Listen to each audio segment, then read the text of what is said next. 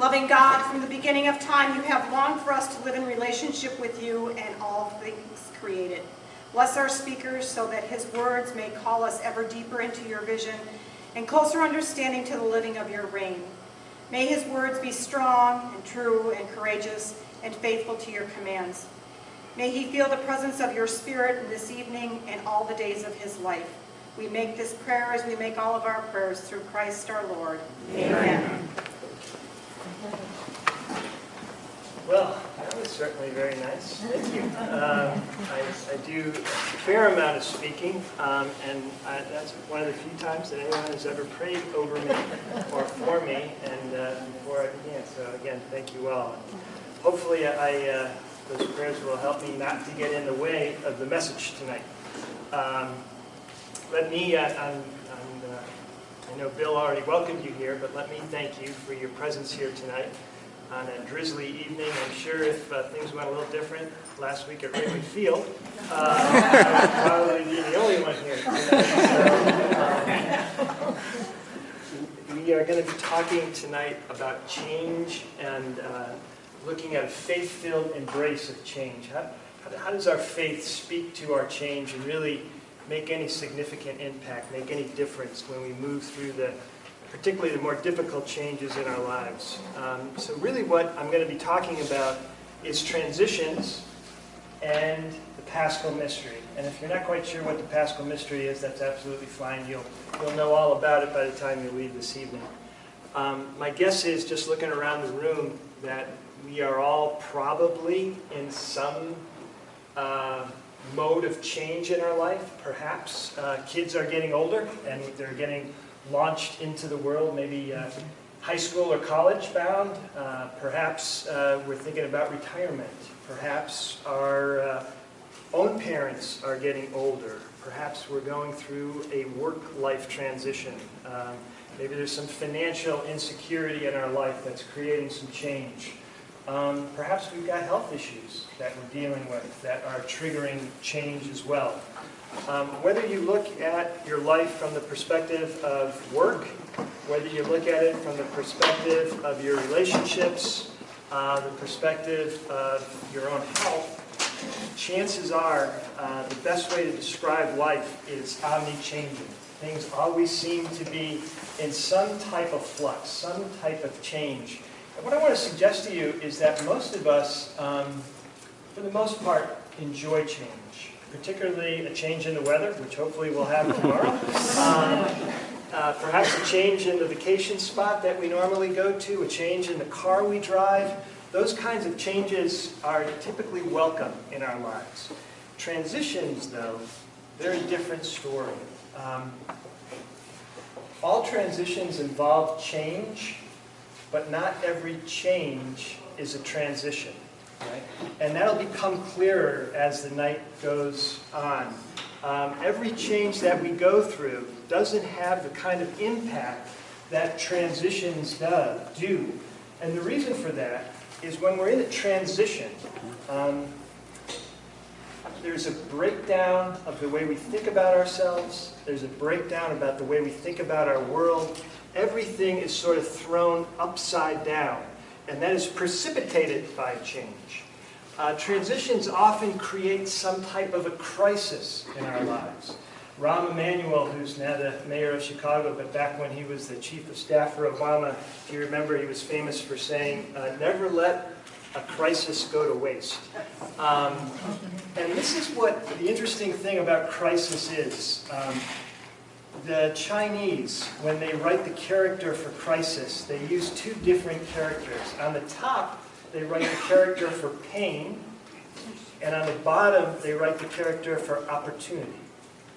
So that's what we're going to explore tonight as we think about transition and change. We're going to be talking about the pain of it because, let's face it, when we're in transition, it can be awfully painful. But we're also going to talk about the opportunity that comes along with it, the possibility, the creativity that also accompanies change. And here's our game plan for tonight. I am going to, maybe for about 25 minutes or so, give you a framework to understand transition in your life more from a psychological level, from a psychological point of view. What's happening to us when we're moving through a transition? And then I'm going to ask you for a little quiet time and a little personal reflection, mapping out some of the transitions that you've been through. We'll have some conversation at tables. During that time, you're free to take a little break. Then when we come back, what we're going to do is put a faith perspective over the framework that we built early on, and look at how this Paschal Mystery, the death and the resurrection of Jesus, really is archetypal, if you will. It didn't just happen to Jesus, it happens to you and me throughout our life. So we'll look at how the Paschal Mystery really can help us move through change in a faith-filled way. That's our plan. But you all should have a packet. If you don't have a packet of handouts that really just mirror my slides that I'm going to show you, maybe you can let us know. And let's get started. The first slide on your handout is a diagram that sort of maps out the two types of transitions. Transitions come in sort of two varieties, if you will. There are developmental transitions. Those are transitions that we can expect, right? They're anticipated. You might think of them as chapters in your life. About 3 years ago now, I turned 50. Now, I've read somewhere that every day 10,000 people in this country turn 50, but it was the first time I ever turned 50. And that's the thing about these developmental transitions. Even though they're common for all of us, when we get there, it's the first time we're experiencing it. And when I turned 50, it was not a particularly joyful experience. It was one of the harder birthdays that I have had. And this is what happens as we move through developmental transitions. Although they're expected, although we can even count on them happening, you never know just how they might turn your world upside down. So some examples of developmental transitions that we've all been through, most likely, is we've all left our family of origin and struck it out on our own. We all entered the workforce at some level. Many of us got married or had a significant relationship. Many of us had children, perhaps. Retirement is a developmental transition. Our own parents passing away is a developmental transition. We can expect that usually to happen in the course of our lives. And those triggers, those changes, all create these types of transitions. Now, the other category of transition, if you will, is situational. And these are transitions that are not expected. They're not predictable. They often come at the very worst time. And oftentimes, we might be in the throes of a developmental transition, and a situational transition sneaks up on us. So, in other words, a situational transition might be, I lost my job, right? I lost a loved one. I have a health crisis. It doesn't always have to be a negative trigger. It could be something very positive. I may have gotten a promotion at my job, right? I may have found my true love, right? I may have won the lottery, which doesn't happen to too many of us, but it can create a situational transition in our lives. And so this category of transition, if you will, again, unexpected, unpredictable, we never know what it's going to happen, and it sort of creates the uniqueness of our own journey, because no two people go through the same types of transitions from birth to death. So this sort of gives you a framework of thinking about types of transitions. If you turn your page, you will see another diagram. And as I mentioned, most of us welcome change, but it's transitions that we have a problem with. And the reason for that is that transitions involve a loss of our identity, a breakdown of our world. So you see on the left, we move from a stable life definition or life situation, and then a transition begins when something ends. So transitions begin with an ending. Right? And how much we were attached to what ended creates the profundity of our loss. For example, one of my good friends who's been working for the same bank since we got out of graduate school, 27 years, about 6 months ago, lost his job. Now, for 27 years, he knew where he needed to be every Monday morning. He had 27 years of colleagues and customers that became really friends. He has a family with 3 kids, and that family depends on the salary that he makes from that bank.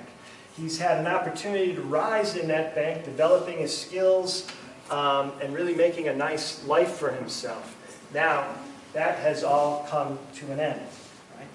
I have a neighbor whose 6-year-old was just diagnosed with diabetes. So, again, an ending. The child's health no longer is what it once was. There's a loss that accompanies that ending, and the magnitude of that loss creates the grief that we move through. So this is why, things like losing a loved one, going through a divorce, losing your job are all sort of the biggest triggers that we can experience that move us into times of transition in our lives. So transitions, they begin with an ending. But if you look, they end with a new beginning. Right? Something new emerges in our life. The trouble is, we're never quite sure when it's going to get here. We're never quite sure what it's going to be like. We're never quite sure if we're going to be happy in it, if we're going to be successful at it, if it's going to be as good as it used to be. My wife and I are about to launch our last child into college. And so for 22 years, we've had kids in the house. Now we're about to move to another time in our relationship where it's just me and her, right? And the thought enters my mind, will we ever be as happy, just me and her, as we were when all the kids were around us, right? That is an ending that creates a loss, that triggers grief, that will come to an end when we have a new beginning, when my wife and I somehow reestablish our relationship, although I have no idea what that's going to look like right now, right? And if you've been there, you know what I'm talking about. So transitions begin with an ending, they end with a new beginning. The most difficult part of the transition, though, is getting from the ending to the beginning. Bill Bridges calls that the neutral zone. Murray Stein calls it liminality. That's your $5 word for the evening. Liminality, liminal space. Liminal means threshold. So when we are in this time of a transition, we are virtually in a threshold, right? We have left one room, and we're not quite yet in the other room. We're betwixt and between, if you will. The feeling when we're in that liminal space is often disillusionment, right? I feel like everything that I thought was real has somehow evaporated. Life kind of loses its gravitas. Anxiety is more common when we are in this time of transition. We're just a little bit more fearful about everything. We feel disconnected. We feel more vulnerable. Oftentimes, we say things like, geez, I just don't know who I am anymore. Right? Or the one I love is, I'm beside myself. It's a great image. I'm beside myself. I used to be this guy over here, but now I feel like I'm standing beside myself because I'm not quite sure who I am. Depression is common. Not clinical depression, but just a terrible loss of energy. I call it the Afghan syndrome, where some days you just want to be on your couch, put the Afghan around you, and watch daytime TV. For me, it's like SportsCenter over and over and over again.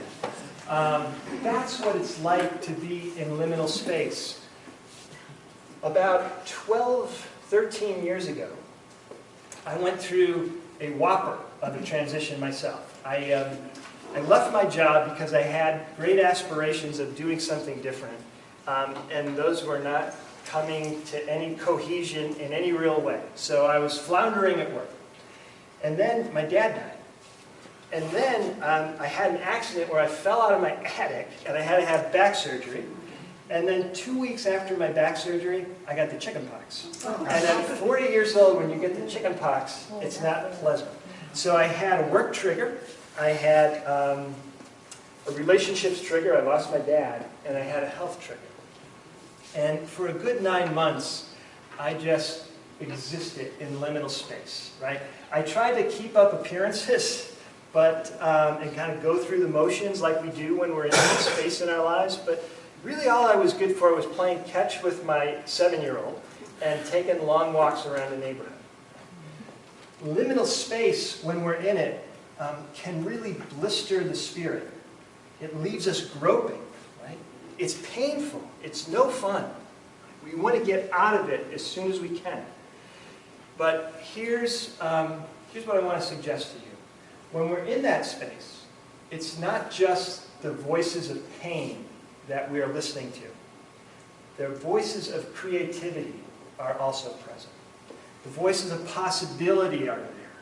The trouble is, we often don't hear those until we're all the way through our transition, right? Until we kind of can look in the rearview mirror and say, oh, that's what was happening. Now I understand how the pieces were coming together. But when I was in it, I was just maybe overwhelmed with pain or confusion. I had no idea what was happening in my life. So these voices of liminal space are not simply voices of pain, they're also voices of creativity. Liminal space, a great image for that is fallow time, right? When you think about fallow time, maybe what comes to mind is farming. And if you know anything about farming, and I really don't know much, but it's a great analogy for what I'm trying to communicate to you.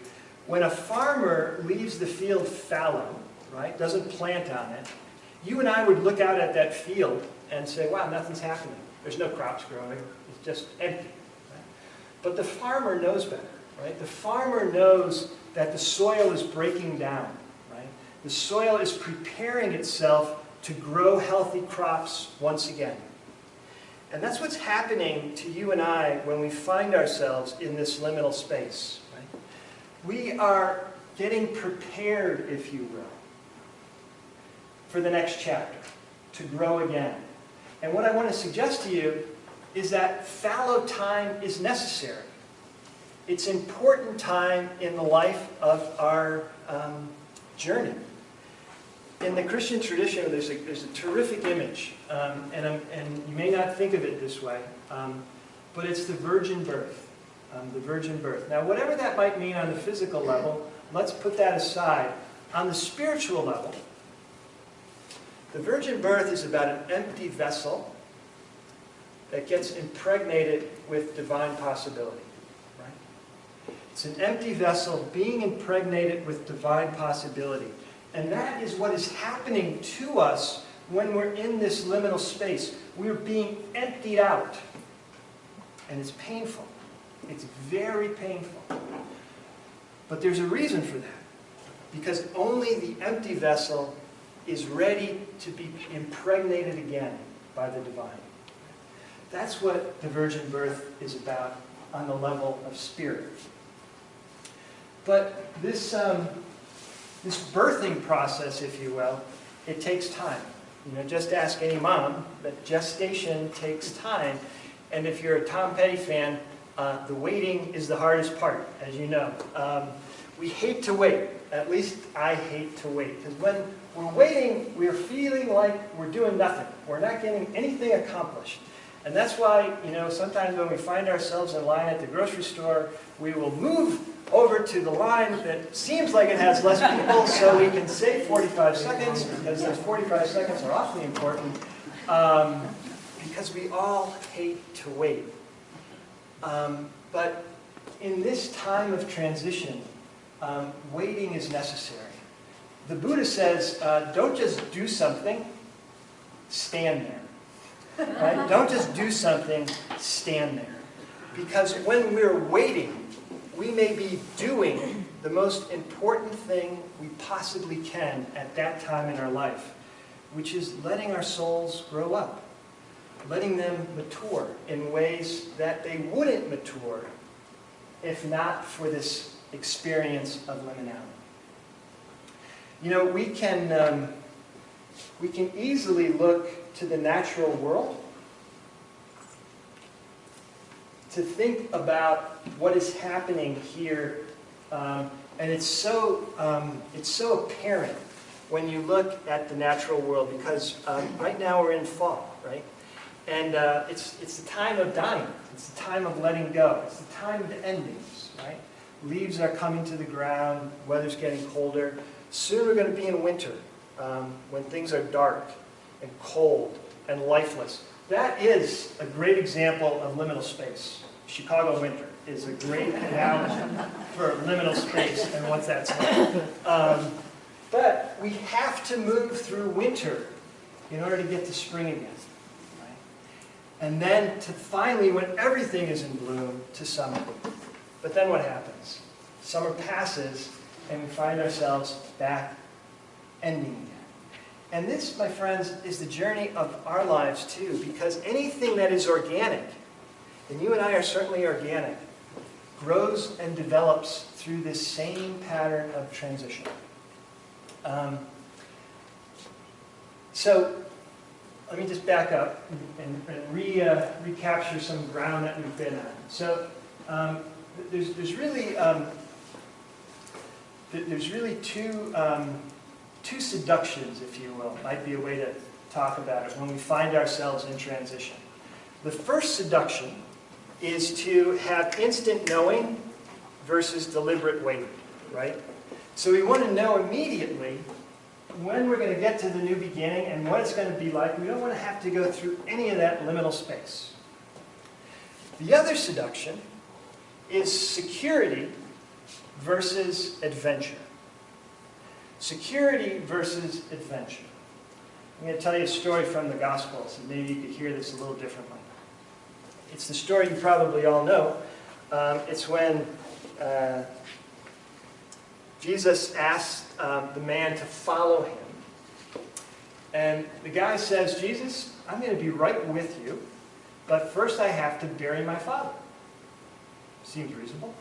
But Jesus gives him a very harsh answer. He says, leave the dead to bury the dead and come and follow me.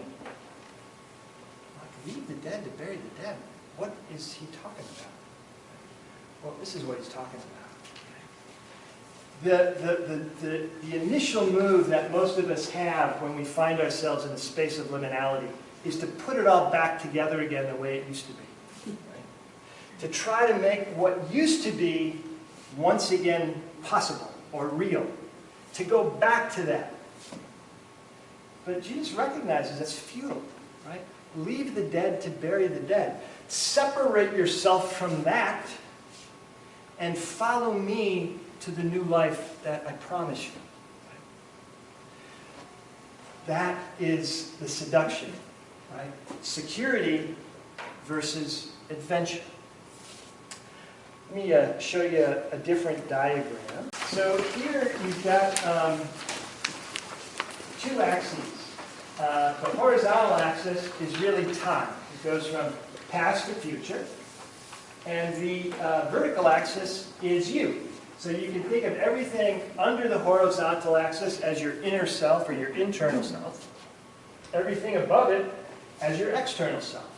So transitions begin, again, when something comes to an end. So in the top left quadrant, something ends, right? In the external world, typically. And our first reaction usually is denial. Oh, this can't be happening. How can this be happening? You know, you read stories of people who lose their job and they continue to take the train to Chicago and show up and get dressed just because they just can't admit it. They just have such a hard time admitting what has come to an end. And that's how it is for all of us at some level. When that first ending happens, we want to deny the external reality of our lives, like, no way, this cannot be happening. Then we begin to resist it. And that happens inside. This is what happens when we're in that liminal space, struggling as we do to accept the reality that we find ourselves in. We begin to push back, right? I don't want to do anything, right? I don't want to get up and look for another job. I don't want to get up knowing that I can't be with the one I love anymore. I resist my life. I just don't want to go forward. But finally, something begins to shift internally in us. And check this out in your own transitions that you've been in and through. Something begins to transform, and some of that energy of resistance moves to energy of exploration. We start to get a little curious, get a little more interested in other people, other things, getting out a little more perhaps. But what usually happens is we're caught swinging at the bottom of that trough. We resist some, we explore some. We resist some, we explore some. And eventually, that exploration leads us to some new external commitment. And our life gets a little bit more settled, a little bit more stable, and we can feel, quote unquote, normal once again. But this is another way to think about what is happening inside of us as we move through a transition. I have a number of friends who work for Arthur Andersen. And they're all, again, gainfully employed after that implosion of Arthur Andersen. And they're all quite successful, too. But they're different. And here's how they're different. I have a group of friends who will talk about that time of Arthur Andersen imploding and what happened to them as a result, as a time that was necessary. It was difficult, yeah, they hated going through it, but it was necessary in order to get them to where they are now. There's another group of friends that I have, again, they're in a different place, they're all working again. Externally, you couldn't tell the difference. But internally, they still talk about Arthur Andersen with bitterness. Right? They still talk about that time with resistance. Right? They still are very resentful about what happened to them back at Andersen. And this is how we know when we've sort of successfully moved through a transition. When we can look back and have that ending that so much felt like a curse when it was happening, see it now here as more of a blessing. We can allow it to bless us. Again, it doesn't take away the pain, but it's not just pain. Right? It's something more than pain that we experienced because of my time at Arthur Andersen when it blew up. Because of the loss that I experienced, because of the ending that happened. It doesn't take away the pain, it doesn't take away the difficulty. You just begin to recognize that there's more there than we once realized. I want to tell you, I got to find my page here to read this to you. I want to tell you, if you're ever in transition, and I, for the last 15 years, I've worked at the Career Transition Center in Chicago, so I work with a lot of people who are in transition, and usually my first thing I suggest is they go watch The Wizard of Oz. Because The Wizard of Oz is perhaps the greatest transition story ever told. And I'm going to give you the brief the brief telling of it here so you can sense what I'm talking about.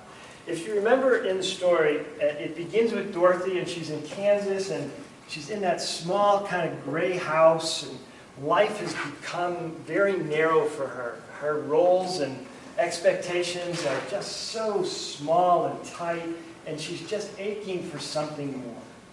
Right?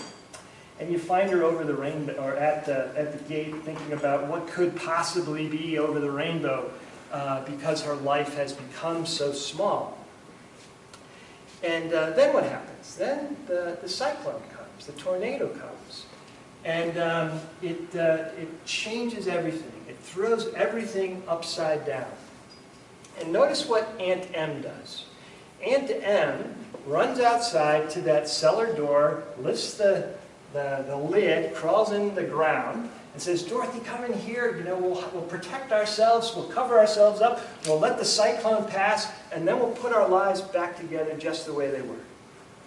Now, sure, half the chickens will be dead, the cow will be gone, but we'll put our lives back together just the way it was. And again, that's the temptation, to want to go back to the way it used to be. But Dorothy doesn't do that. Dorothy lets the tornado pick her up and carry her to an unimagined place. And this is where I want to read to you from the book, The Wizard of Oz. And this is right after the house gets picked up from by the cyclone. It says, it was very dark, and the wind howled terribly around her. Hour after hour passed away, and slowly Dorothy got over her fright. At first she had wondered if she would be dashed to pieces when the house fell again. But as the hours passed, she stopped worrying and resolved to wait calmly and see what the future would bring. She stopped worrying and resolved to wait calmly to see what the future would bring. And what did it bring? She found herself in this crazy place, and she met some crazy friends. She met a scarecrow without a brain. Read that. During her time of transition, she learned to think for herself. She met a tin woodsman without a heart. During her walk through liminal space, she began to feel her feelings more. She met a lion with no courage. During her time, her walk through transition, she discovers her own inner metal. Those things would never have been hers had she not let the house take her where it was going to take her and drop her in some what felt like a very godforsaken place. What else happened to Dorothy? She had all these questions, right? All these questions. What's the power of these ruby slippers? Right? How will I ever get the broom back from the Wicked Witch of the West? Perhaps the most important question, how will I get home? When we're in transition, we have questions that wake us up at 3 o'clock in the morning. They don't let us go back to sleep again. They're questions we can't answer. They're questions that we just have to live with and live in. And here's what I want to suggest to you, friends. Creativity doesn't exist in certainty. Creativity exists only in ambiguity. When we know everything, there's nothing creative about that. It's when we are forced to live in these questions that we cannot resolve, we cannot easily answer. That is when creativity, that is when growth, that is when possibility happens. So as difficult as it is, it's also necessary. I want to go back to this slide just to make one point. You know, because transitions are dynamic, right? And this kind of leads you to believe that they start here, they end here. Well, you can really fall into a transition anywhere. Transitions really can happen with a new beginning. Oftentimes, if you've ever been in a long-term relationship or if you've ever been married, you realize, okay, you get married, it's the new beginning, everything is beautiful, but oh my God, all of a sudden I figured out what ended, right? You know, my past life, my freedom, the way I used to be, the way I used to relate to the world, and now I'm in this liminal space trying to work things out with my spouse, and everything feels so upside down, and it takes so long sometimes to get adjusted.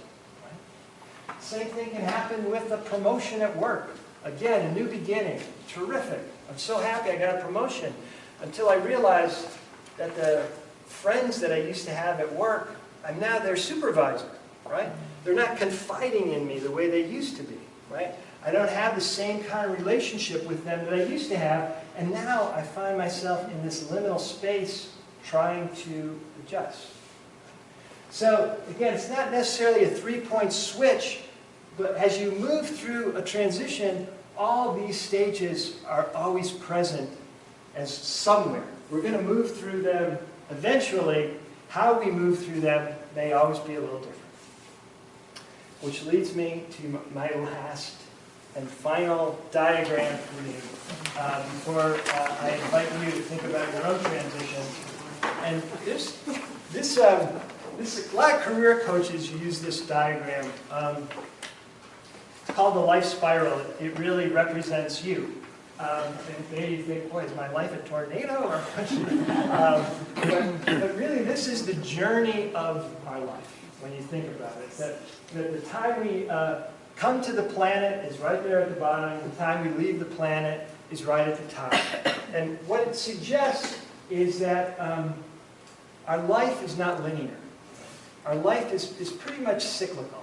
We have patterns that repeat themselves day, week, month after month, right? But eventually something shifts in those patterns, and life takes a turn. And notice what happens when life takes a turn. The spiral begins to expand a little bit, which hopefully that means in our journey of life as we move through these transitions, we are growing not only in age, but we are growing in wisdom, we are growing in love. And generally speaking, the first half of our life, the growth occurs by acquiring stuff, right? So I get an education, I get a job, I get maybe my first house, I get a spouse, maybe we have kids, right? It's a lot of acquisition that happens that creates these transitions in the first part of life. In the second part of life, usually what happens is I grow through subtraction. Things are taken away. Or I'm more intentional about where I spend my time and energy. And I don't have as many things that I'm focused on because I realize that all I really need are these things. I've accumulated a lot of baggage by the time I'm 50, and it's time to jettison some of that because it's just way too heavy to carry. My dad, for the last 18 months of his life, was almost bedridden, and he was on a feeding tube. And I am convinced his spiral continued to expand because he would bring us over and he would just talk about going golfing or the vacations that we had together or his time at United Parcel Service. And it was in his revisiting and remembering his life story that his life story began to take on a meaning and a richness that perhaps it didn't have until he had that opportunity when he was forced to be bedridden and have all that time to reflect and think. So this is what can happen in a life well lived, so to speak. We have this beautiful spiral. And that's not always how it goes, as we know, right? Sometimes that spiral goes out at first, but then it gets very narrow. And I'm pretty sure you know people in your life that have a very narrow hair at the top, and they're just not as fun to be around typically if we're honest, right? So transitions and the way that we move through transition really matters. It really matters in terms of our life journey and the people that we eventually become in this life. So let me pause there and ask you to flip the next page. And here's where you have to go to work.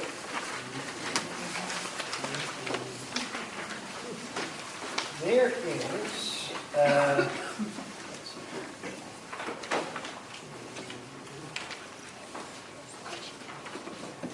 what I'm going to ask you to do, and there's a typo in the sheet. Let me, we'll get to it. But I'm going to ask you just to think about some of your own transitions that you've walked through yourself. And you might want to start with the last 10 years and work your way backwards.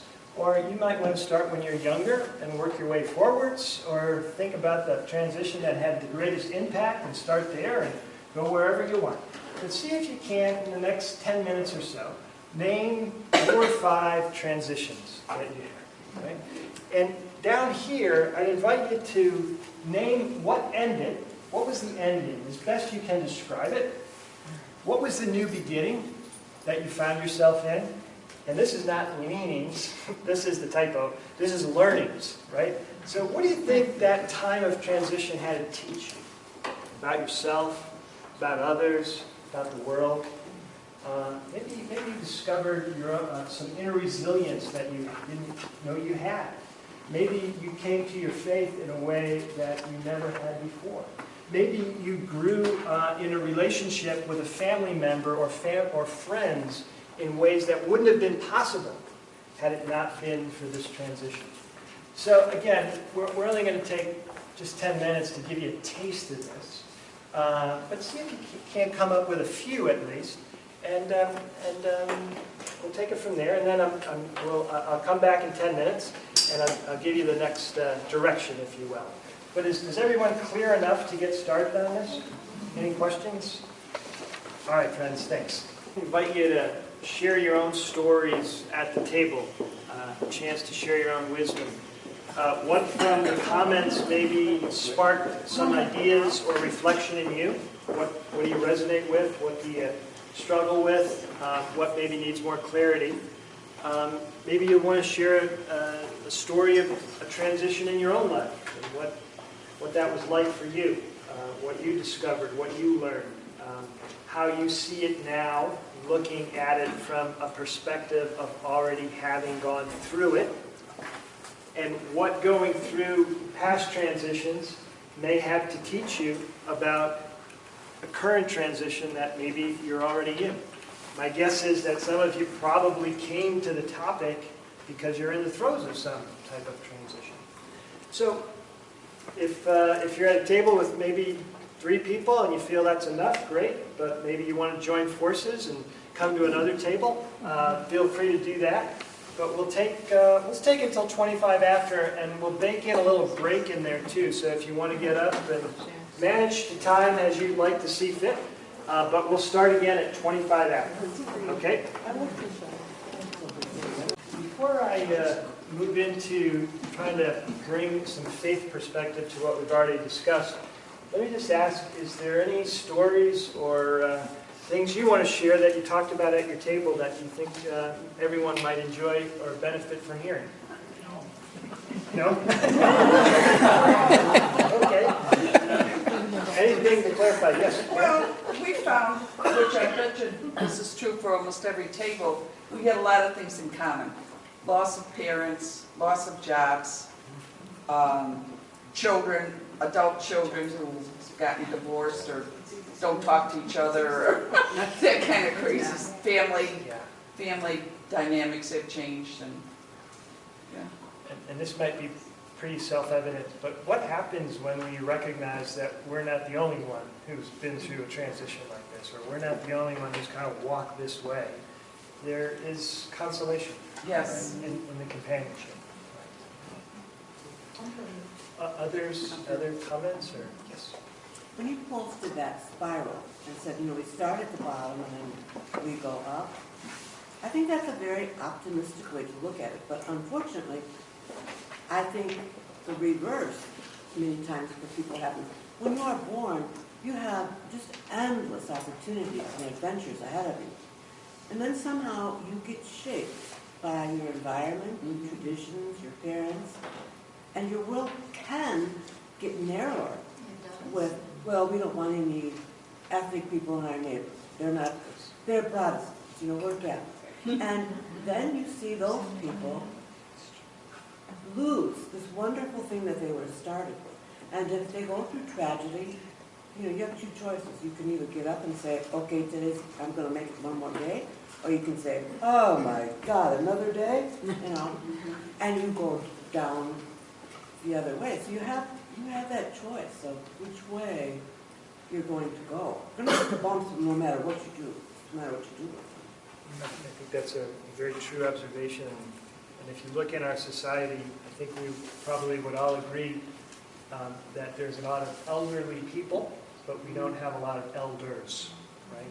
We don't have a lot of wisdom figures who are in their 80s and beyond that you would kind of imagine going to, and just sitting in their presence would be very life-giving for you, because they kind of walk through it all in a way that was very faith-filled, and were able to kind of navigate the bumps and not narrow their own life because of it.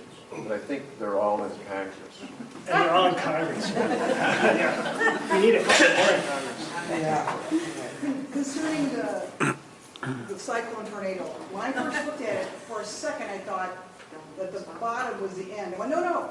I changed my view almost immediately. Like, oh no, because as we live, our lives become more encompassing. So that, I guess that's a healthy way to do it. That's the ideal. I thought it had something to do with the Wizard of Oz. It does have a nice parallel with the well, shall we talk a little bit about how our faith, again, helps us, or brings additional meaning and richness, and it really helps us navigate our move through transitions, hopefully keeping our spiral continuing to expand so that we grow in grace and truth and love. I mentioned the Paschal Mystery, and that is the time, really from the Last Supper, Holy Thursday, when Jesus calls his friends together and celebrates that one last meal with them, through his crucifixion, into the tomb, through the resurrection, and the ascension, all the way to Pentecost. That is, for us Catholics, us Christians, that is the Paschal Mystery. And I want to borrow from a good friend of mine, Terry Nelson Johnson. I don't know if you've ever heard him speak, but he loves to really, he has a great image that helps us recognize that religion is not a spectator sport. It's really not a spectator sport. And it's not Jesus or just Jesus that moves through the Paschal Mystery, but you and I share that same journey. And here's the story, here's the image. Imagine that it's a beautiful October day, much unlike the day we had today. Weather is sunny, crisp, and you are about to go be a spectator at a marathon, which is becoming more and more popular these days. So you get your Gatorades together and your power bars and your oranges and your friends, and you head out to this marathon, which is called the Paschal Mystery Marathon. It not only has an odd name, but it's odd in the sense that there's only one runner, and his name is Jesus. So you're there on the 13-mile marker of the Paschal Mystery Marathon, and you're waiting, you got your pom-poms out, you're waiting to cheer, you create your own cheer for Jesus when he comes by, and here he comes finally. And you're getting so excited, you're waving your pom-poms, Jesus, Jesus, he's our man, if he can't do it, no one can. But what you notice is Jesus starts to slow down, which is a little disconcerting. And then he begins to walk, and what's even more disconcerting is he walks right up to you, and there you are face to face with Jesus. And so sheepishly you say, would you like a Gatorade? Maybe a power bar, right? And Jesus says, no.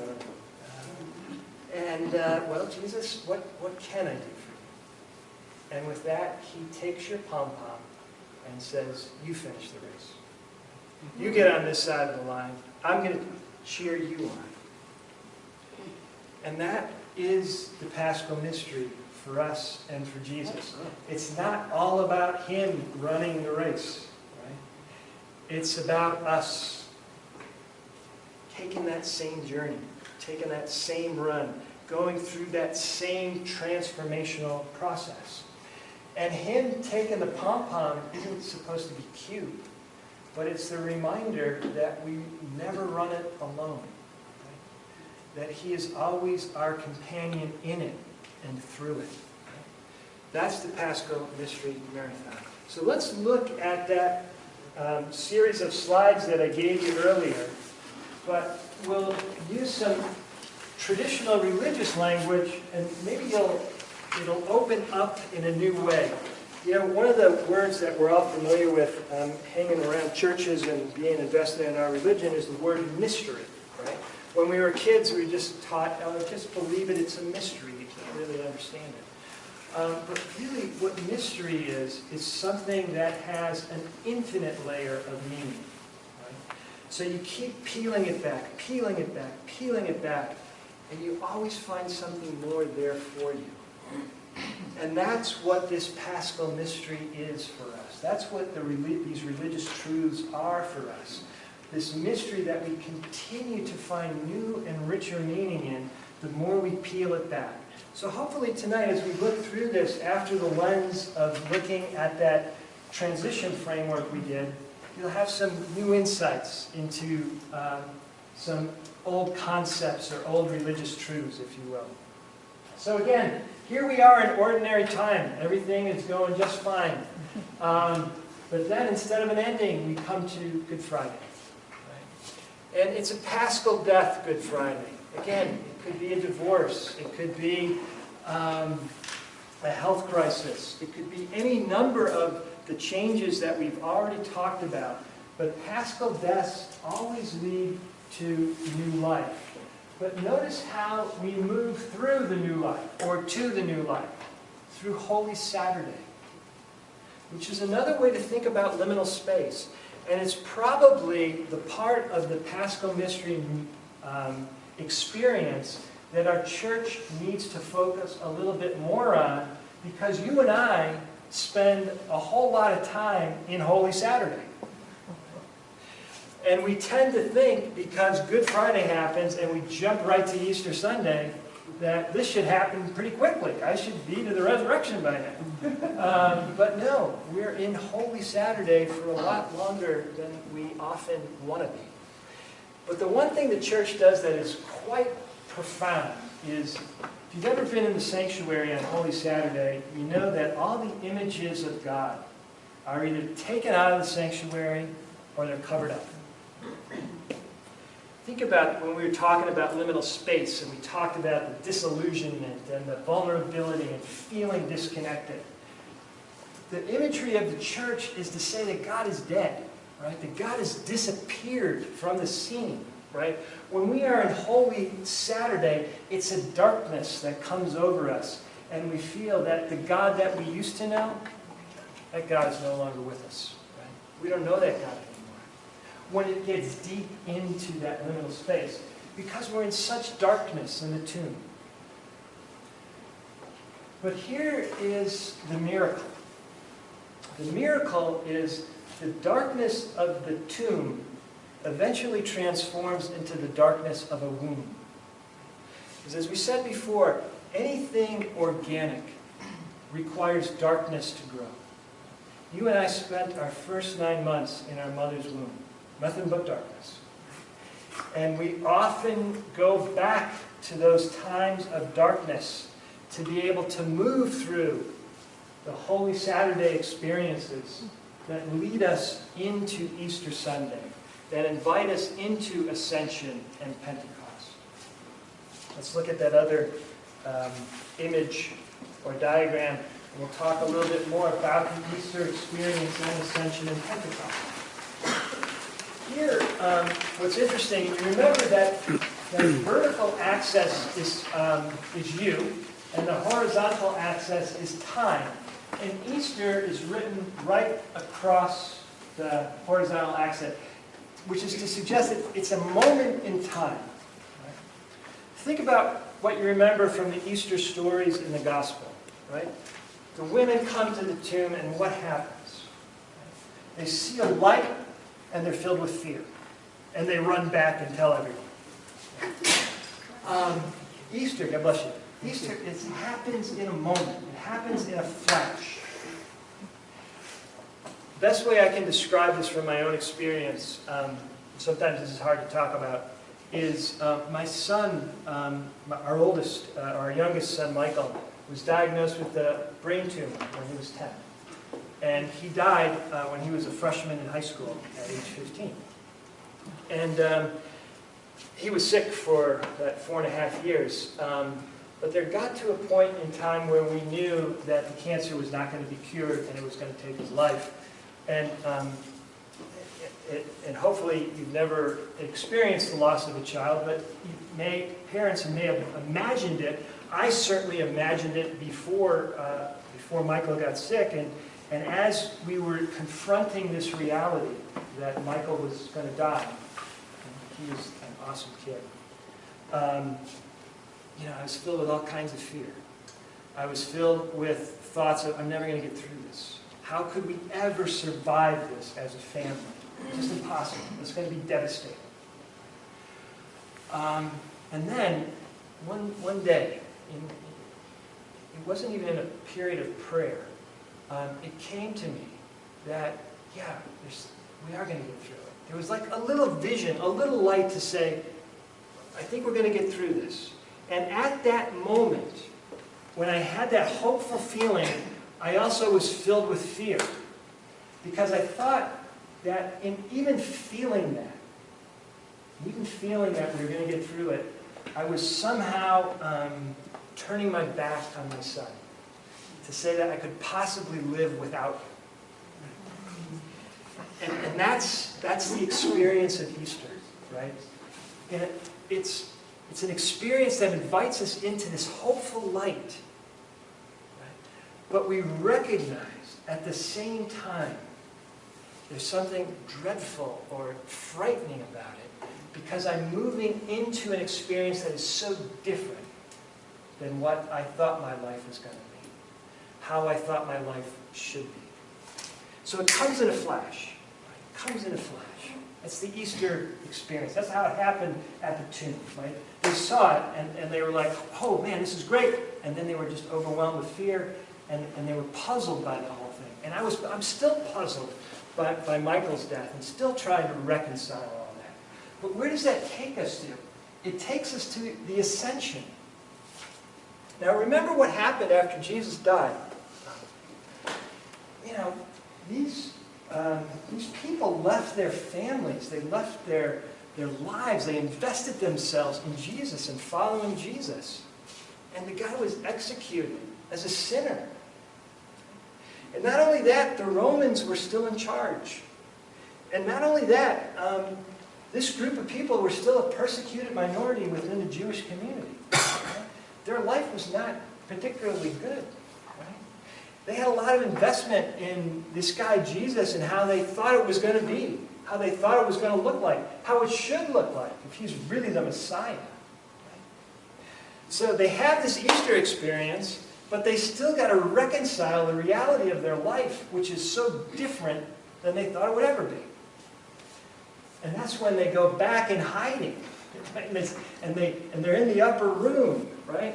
And it takes a while for the real ascension to happen, because what is the ascension but a letting go? A letting go of what was. And look how they picture that in the Gospels. Right? In Matthew, Mark, and Luke, you've got Jesus sort of ascending into heaven, bodily form, right? And it really makes for some weird art, because you get like that jetpack Jesus and he's like flying off into the sky. And, but it's a great image to think that these disciples had to let go of the earthly Jesus that they once invested themselves in. Right? That bodily Jesus no longer was there, even though they wanted him so desperately, probably, to be the way it used to be.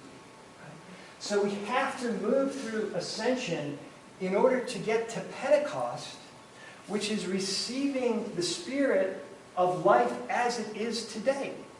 Right? Not life as we want it to be, but life as it is right now. And this is the struggle in my own family after losing Michael. Right? To be able to let go of what was, all our hopes and aspirations of what we thought our family was going to be like. We're all doing that in different ways. and at different speeds, if you will. But until we do that, we'll never be able to encounter the Spirit, the life that is right today, as it exists now in our family. Right? And it's there. God is present there just as much as God was present when Michael was here with us. Right? But we have to move through the ascension in order to get to the Pentecost, which is receiving that Spirit of what is right now. I think the Gospel of John does the best job of talking about the ascension, at least for me. If you remember the story in John, it's Mary Magdalene who goes to the tomb, and she's wandering around the garden, and she sees the gardener, right? She doesn't really recognize who the gardener is. And finally, it comes to her, it's Jesus, and she says, Rabboni, and she's about to put her arms around Jesus, but what does Jesus say? Mary, don't cling to me. Don't what? Don't cling to me. Don't cling to me. Because when I'm clinging, the ascension is not possible. Right? I cannot receive the new Spirit that God wants so desperately to give me. Right? Because that's what God is all about. Right? Every moment is a new moment for God. Every moment is new life. Right? Just every breath we take, right? It's more God's breath than our breath. Every heartbeat we have belongs more to God than it does to us. When we get close to the end of life, we recognize that in spades. Right? When you're sitting at the deathbed of a loved one, you see how breath belongs so much more to God than it does to us. So God is present always. But the only way we're able to receive the Spirit of God that is here right now, in reality as it is if I can let go, if I can stop clinging. Right? If by the grace of God the ascension can once again happen, so that I can experience Pentecost. So that's another way to kind of look at what we talked about from the psychological level. But think about it in terms of our own faith journey. Here's I'm not going to invite you to go back into table discussion, but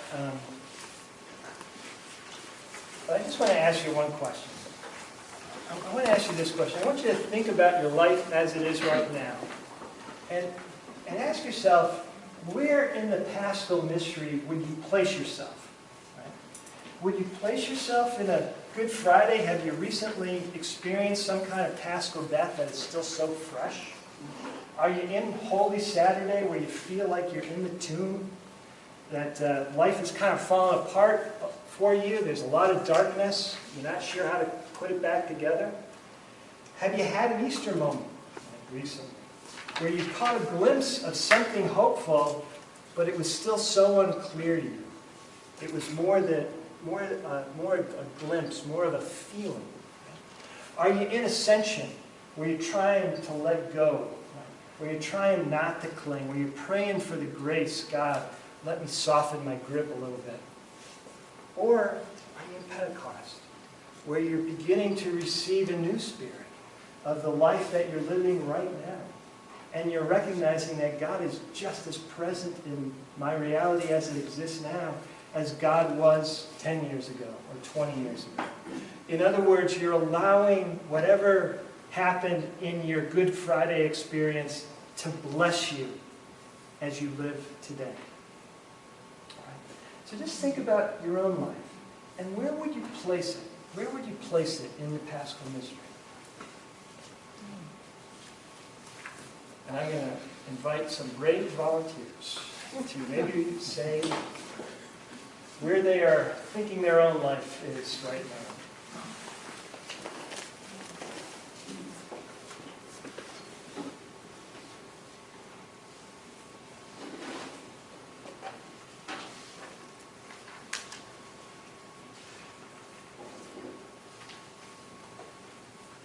Or, Can you do two quadrants? of course, For two different of course, blocks. yeah.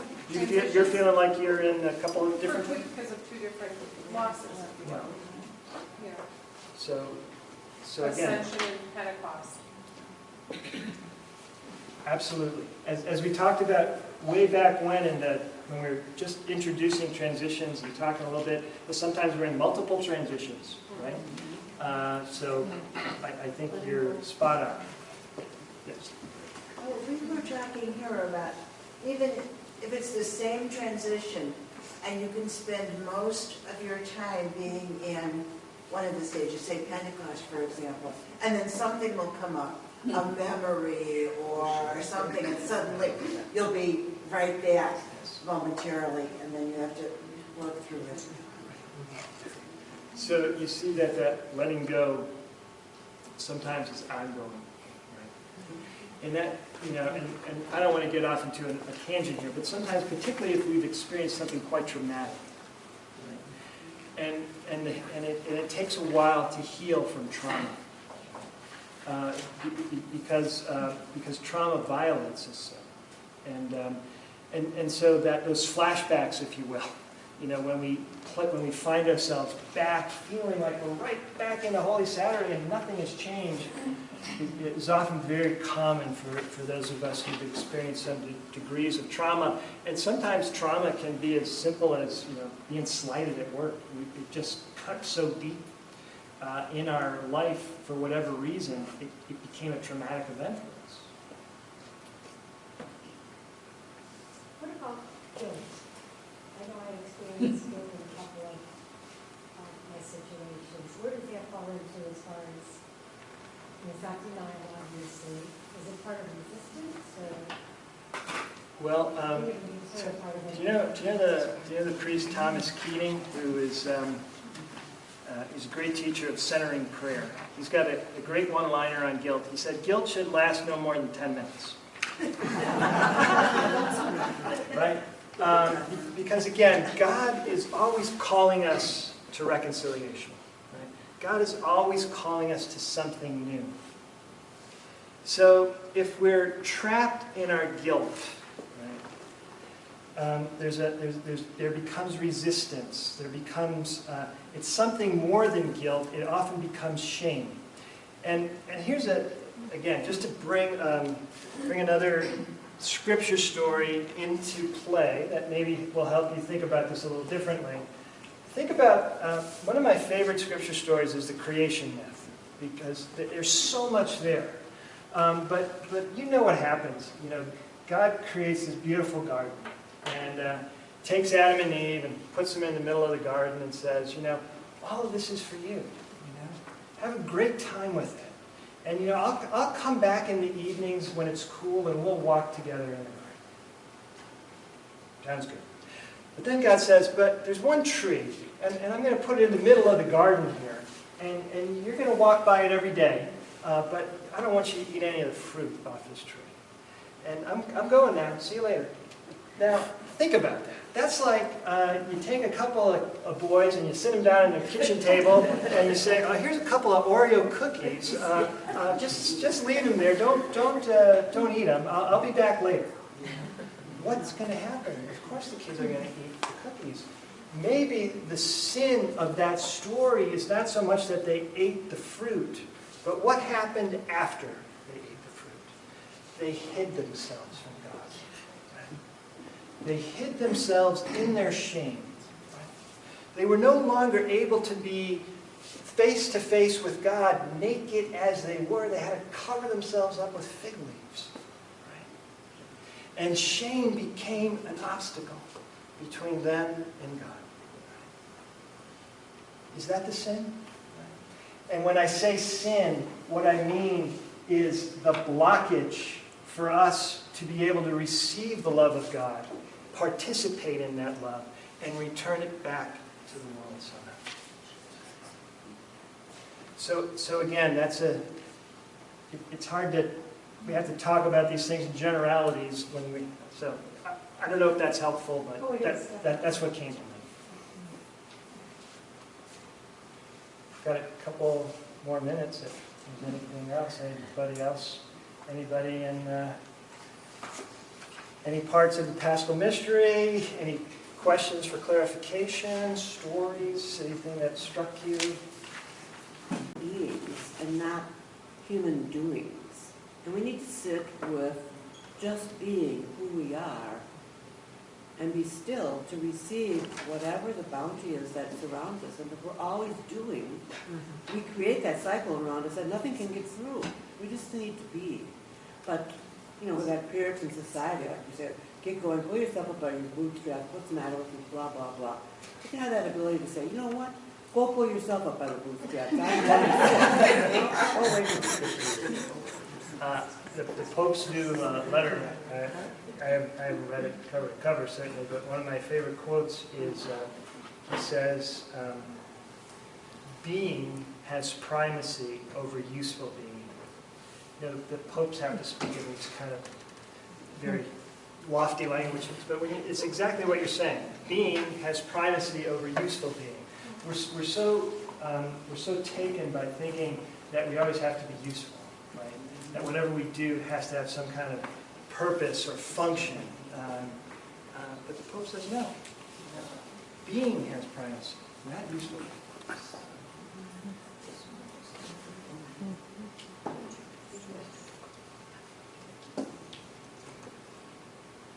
Anything more, friends?